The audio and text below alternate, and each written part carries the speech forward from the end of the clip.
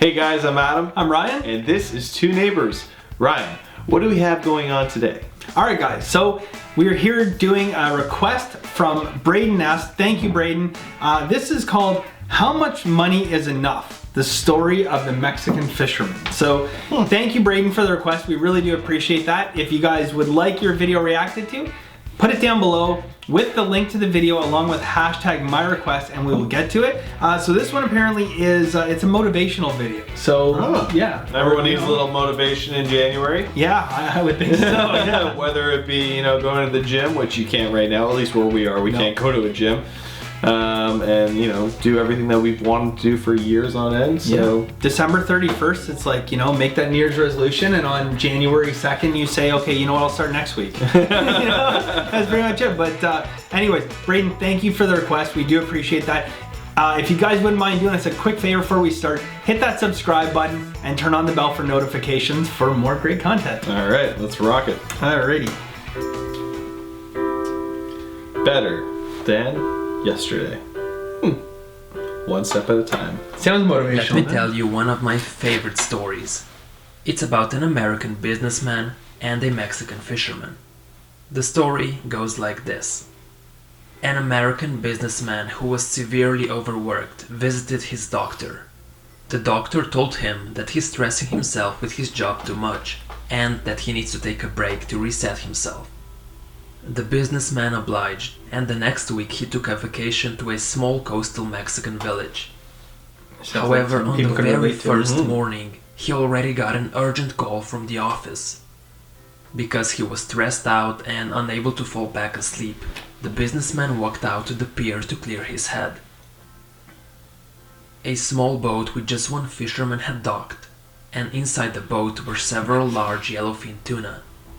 The American complimented the Mexican on the quality of his fish. "How long did it take you to catch them?"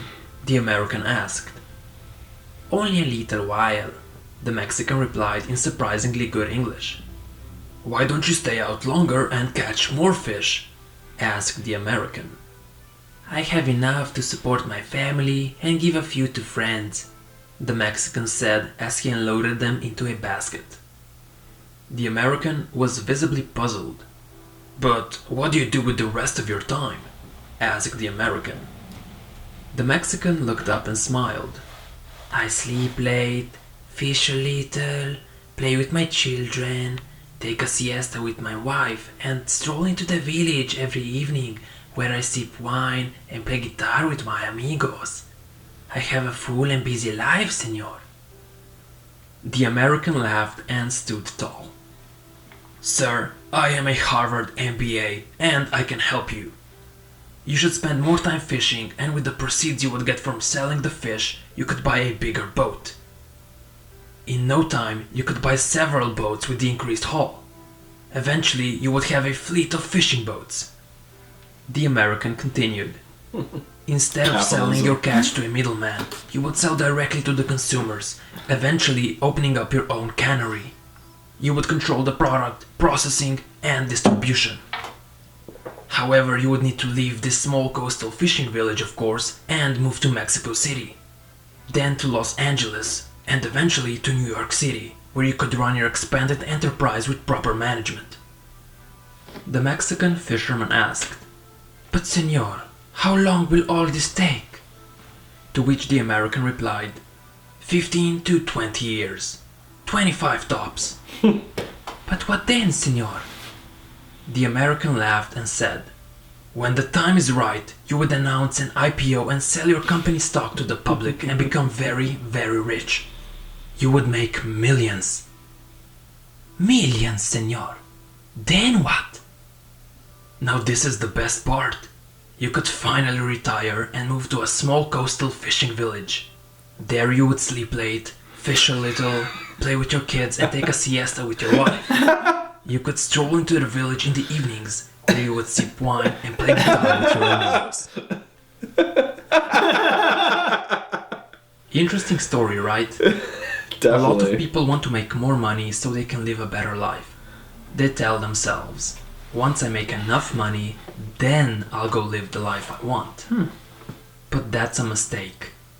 living the life they want should be accomplished now, not later. They spend the majority of their lives working, but along the way they often forget what they're working for. They start to prioritize work and making more money without a reason, and that's a problem. They just want to have more and more, with no apparent end goal.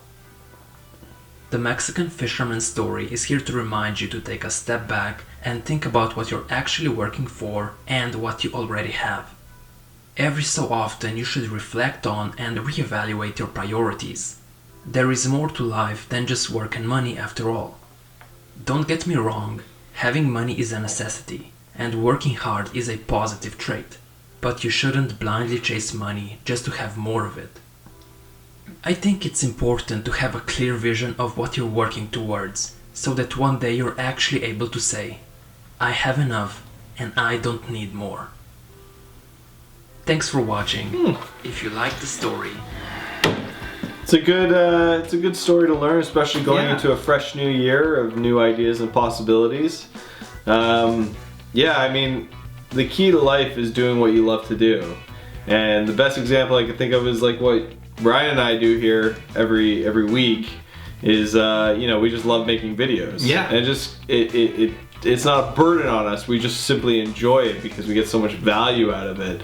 And that's the key, I think, to anything when you're working towards something, so that it doesn't feel like it's strenuous. Like that character, like the American, is obviously a very stereotypical capitalistic guy who focuses on making as much money as he can, and he ignores his family, and you know, he gets stressed, and you know that you can get cancer from stress. Like, you know, it's just, that's not a way of living. Living life is the simplistic thing, and like that was such a great example of like Mexican being like, or the American saying in this, eventually you can sell it all and then retire on a little villa, and you know, do a siesta with your wife and play guitar and drink wine. But it's like he's doing that right now. Yeah. So that's a fantastic little story. It is, absolutely. It reminds me, like, you know, I like traveling. Not going to get a chance to do it this year, unfortunately, but you know, I was at the end of the year. Yeah, potentially. But I was in Jamaica a couple years ago, and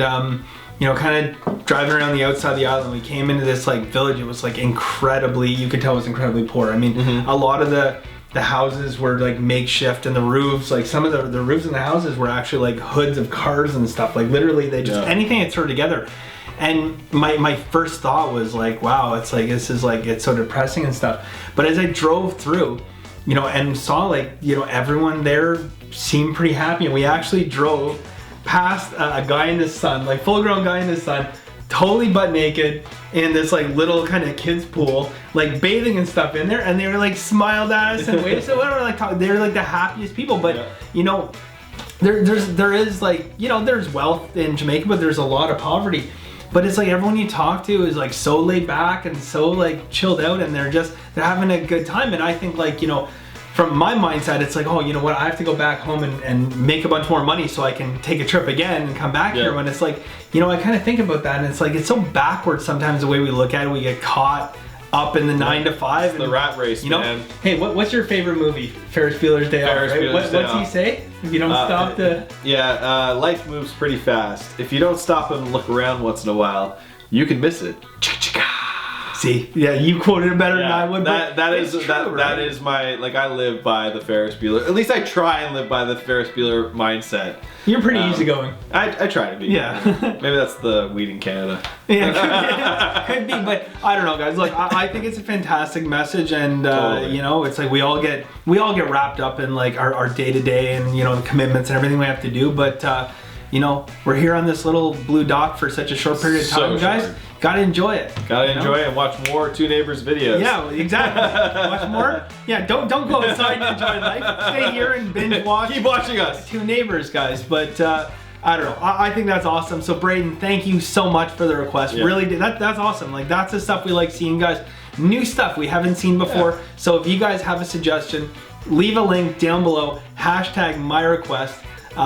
Do us a favor, guys. Like, share, and subscribe. And that's pretty much it. That's it for our show today, guys. Right. Thanks very much for joining us, and we will see you next time. Later, guys.